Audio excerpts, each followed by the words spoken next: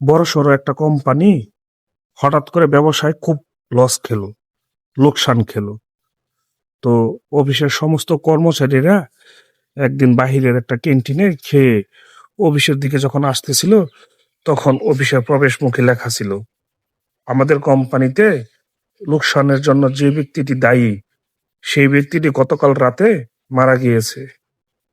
তো আপনারা যদি সেই ব্যক্তিটিকে দেখতে চান, সেই ব্যক্তির লাশটিকে যদি দেখতে চান, তাহলে সেমিনার রুমে লাশ রাখা আছে। আপনারা চাইলে সেমিনার রুমে গিয়ে দেখে আসতে পারেন। আপনারা সবাই আমন্ত্রিত। তো অফিসের সমস্ত কর্মচারীরা আলোচনা করতে শুরু করলো, কে হতে পারে সেই ব্যক্তি, কে মারা গেল।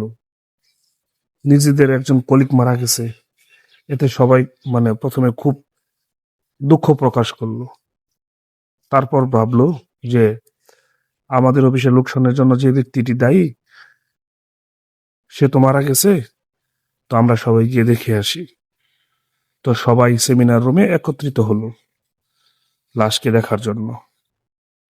তো সবাই যখন লাশের কফিনের দিকে আস্তে আস্তে এগিয়ে গেল, ভিতরে যেন সবার ভিতরে একটা আতঙ্ক, সবার ভিতরে একটা ভয়, কে হতে পারে সেই ব্যক্তি।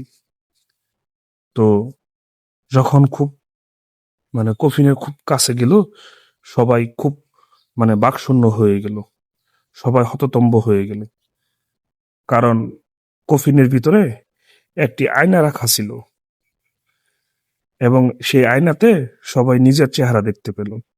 আয়নার এক পাশে একটা কাগজে লেখা ছিল, তোমার সাফল্যের পথে বাধা হতে সক্ষম শুধুমাত্র একজন ব্যক্তি এই গোটা পৃথিবীতে আছে, আর সে হচ্ছে তুমি নিজে। তুমি একমাত্র পারো তোমার জীবনে পরিবর্তন আনতে, তোমার জীবনকে আলোকিত করতে, তোমার জীবনে সাফল্য বয়ে নিয়ে আনতে, তোমার জীবনকে সুখী করতে, তোমার জীবনকে আনন্দময় করতে। তোমার জীবন তখন বদলায় না যখন তোমার অফিসের বস বদলায়, যখন তোমার অভিভাবক বদলায়, যখন তোমার বন্ধু বদলায়। তোমার জীবন তখনই বদলায় যখন তুমি তোমার নিজেকে বদলাও। তোমার সক্ষমতা সম্পর্কে তোমার নিজের বিশ্বাসের সীমাটা যখন তুমি নিজে অতিক্রম করতে পারো, তখনই তোমার জীবন বদলায়, পূরণ হয় তোমার জীবনের লক্ষ্যগুলো। নিজের আলোয় আলোকিত করো চারপাশ।